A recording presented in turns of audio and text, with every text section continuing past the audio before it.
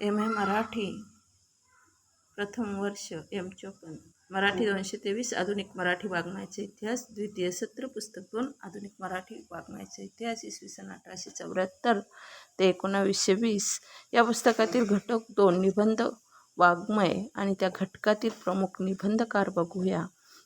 त्यामध्ये प्रमुख निबंधकार विष्णुशास्त्री चिपळूणकर, गोपाळ गणेश आगरकर, लोकमान्य टिळक, न्यायमूर्ती महादेव गोविंद रानडे, शिम परांजपे, नची केळकर आणि इतर महत्त्वाचे निबंधकार। पहिले निबंधकार विष्णुशास्त्री चिपळूणकर 1874 ते 1920 या कालखंडातील एक महत्त्वाचे निबंधकार म्हणून विष्णुशास्त्री चिपळूणकरांचा उल्लेख केला जातो।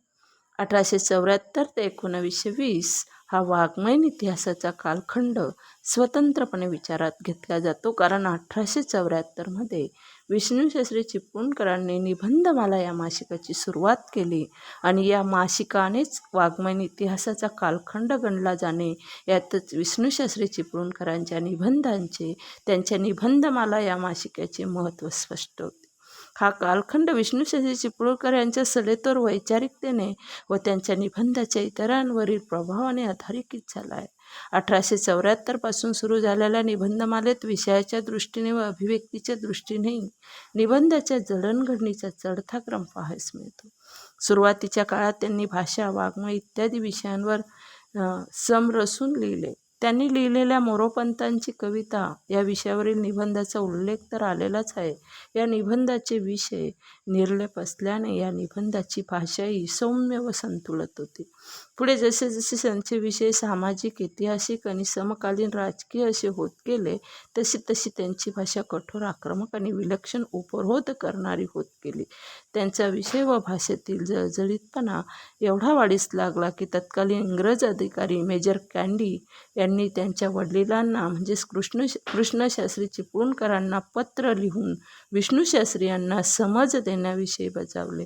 या कारणाने विष्णुशास्त्रींनी काही काळ आपली भाषा सौम्य केली, मात्र त्यांच्या ठिकाणी असणारा देशाभिमान, राष्ट्रप्रेम आणि पारतंत्र्याविषयीचा तिटकारा या कारणांनी ते फार काळ शांत राहू शकले नाहीत। त्यांची लेखणी व भाषा उत्तरोत्तर भारदार होत गेली। त्यांच्या धारदार लेखणीचा प्रत्यय त्यांनी लिहिलेल्या आमच्या देशाची स्थिती या प्रदीर्घ निबंधावरून येते। हा निबंध त्यांनी निबंधमालेच्या 77 क्रमांकापासून तर 84 क्रमांकापर्यंत सातत्याने लिहिला आहे। पुढे ब्रिटिश सरकारने या निबंधावर बंदी घातली आणि कुठल्याही विषयाचे विवेचन करताना त्यांच्या लेखणीला अचानक स्वाभिमानाची, राष्ट्रप्रेमाची, राष्ट्रनिष्ठेची व समाजाच्या तळमळीची धार प्राप्त होत असे।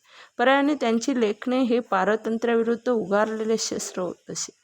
त्यांच्या निबंधांना प्राण होणारा डौल हा त्यांच्या विचारांचा, चिंतनांचा व अभ्यासाचा डौल होता।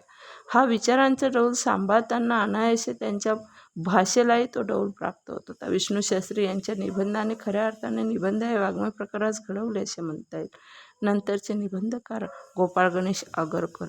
यापूर्वी उल्लेख केल्याप्रमाणे भारतीय विचार परंपरेत एक द्वंद्व नेहमीच पाहायला मिळाले। हे द्वंद्व स्वातंत्र्याचा अग्रक्रम कोणता हे सांगणारे होते।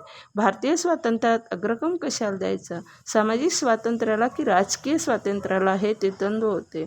महाराष्ट्राच्या इतिहासात हे सर्वश्रुत आहे की आगरकर हे सामाजिक स्वातंत्र्याचे पक्षकार होते, तर टिळक हे राजकीय स्वातंत्र्याचे पक्षकार होते। या दोन्ही मित्रांमधील हे द्वंद्व एवढे विकोपाला गेले की आगरकरांनी केसरी हे वृत्तपत्र सोडून आपल्या भूमिकेला न्याय देण्यासाठी 1888 सुधारक हे पत्र सुरू केले।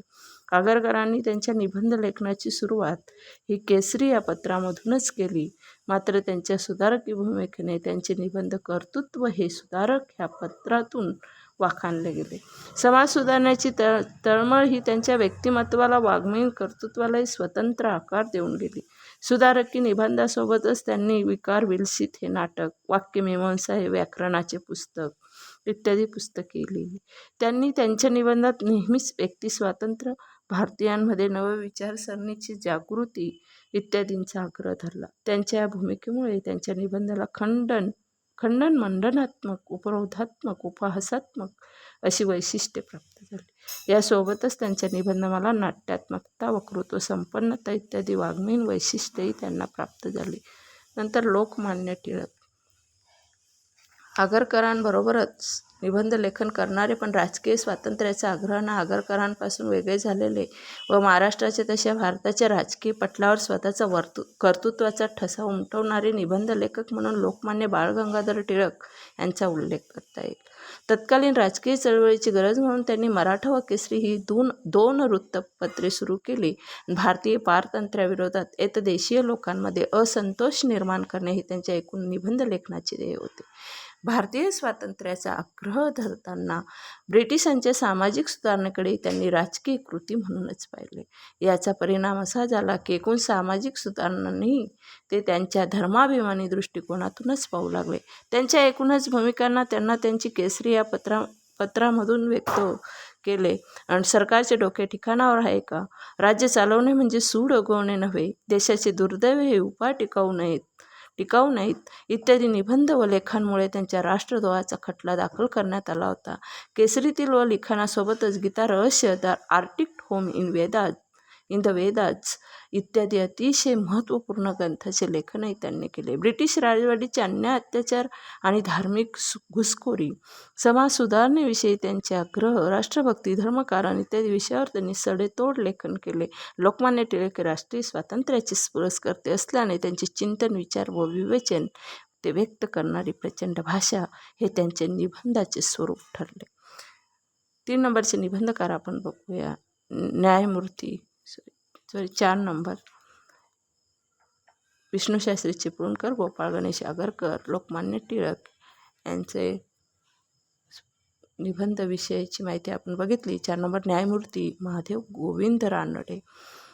ब्रिटिश राजवटीत ज्या काही सामाजिक राजकीय घटना घडत होत्या त्यामागे काही व्यक्तींचे चिंतन होते. त्या व्यक्तींमध्ये न्यायमूर्ती महादेव गोविंद रानडे, मगो रानडे हे महत्त्वाचे व्यक्ती होते. रानडे यांच्या चिंतनामध्ये एक प्रकारचे संतुलन होते. राष्ट्रभक्त असले तरी ब्रिटिशांनी ज्या काही समाज सुधारणाविषयक कार्य केले त्याबद्दलही ते संवेदनशील होते.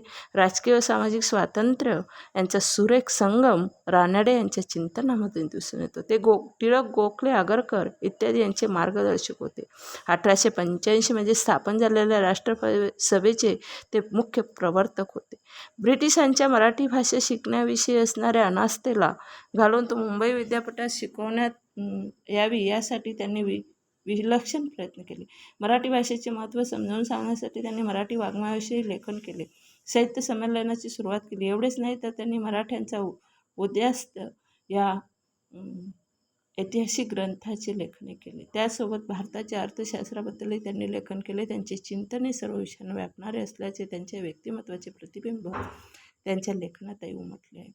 नंतरचे जे निबंधकार सीम परांजपे, या काळातील सर्वात मोठे व प्रभावी निबंधकार म्हणजे शिवराम महादेव परांजपे अशी नोंद राशी जोग यांनी त्यांच्या मराठी वाङ्मयाचा इतिहास खंड 5 मध्ये घेतले आहे. यावरून त्यांच्या या काळातील निबंधाविषयीचे कर्तृत्व लक्षात येते. काळकर्ते म्हणून मराठी निबंध वाङ्मयात त्यांनी महत्त्वाचे स्थान प्राप्त झाले. त्यांनी सुरू केलेले काळ हे पत्र 1898 ते 1910 या काळामध्ये प्रसिद्ध होत होते. त्यांनी त्यांच्या पत्रामधून वाङ्मय, सामाजिक, राजकीय, इतिहास, निसर्ग व धर्म इत्यादी विषयांवर निबंध लिहिले. या सर्वच विषयांवरील निबंधामध्ये राष्ट्रहित व स्वातंत्र्यप्राप्ती हे त्यांच्या लेखनाचे मुख्य सूत्र होते. परांजपे संस्कृतचे व्यासंगी अभ्यासक असल्याने त्यांच्या एकूणच लेखनाला संस्कृतचा डौल प्राप्त होताना दिसतो. संस्कृत भाषेतील व्यासंगामुळे त्यांच्या निबंधाला अभिजातता प्राप्त होती. ते टिळकांच्या जहाल विचारांचे पुरस्कर्ते होते. रक्ताची तहान रक्तानेच शांत होईल ही त्यांची धारणा होती. 1857च्या उठावाला क्रांती संबोधणारे हे पहिले राजकीय सुधारक होते. त्यावरूनच त्यांचा लेखनाचा पिंड समजतो. याचे कारण त्यांनी लिहिलेले निबंध ब्रिटिश सरकारने जप्त केले.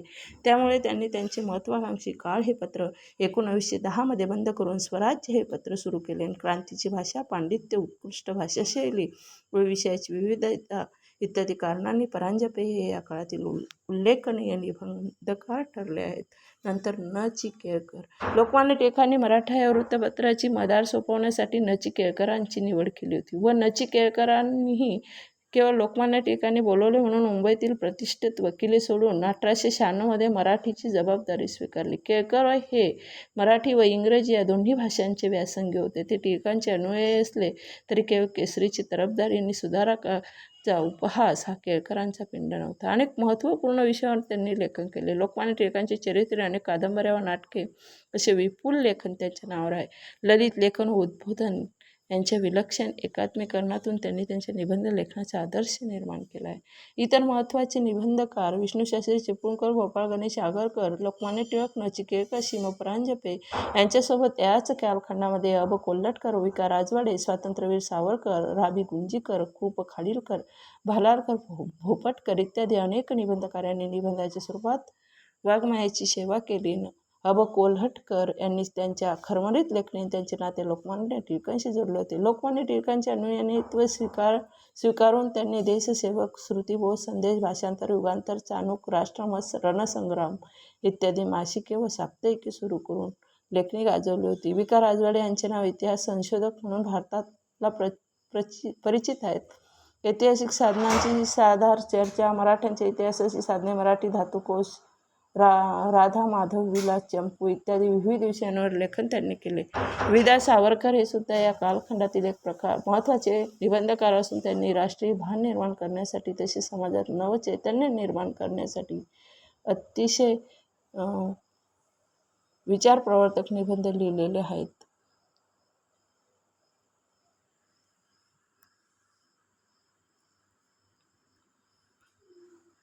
जर हा व्हिडिओ आवडला तर लाईक, शेअर, सबस्क्राईब करायला विसरू नका प्लीज.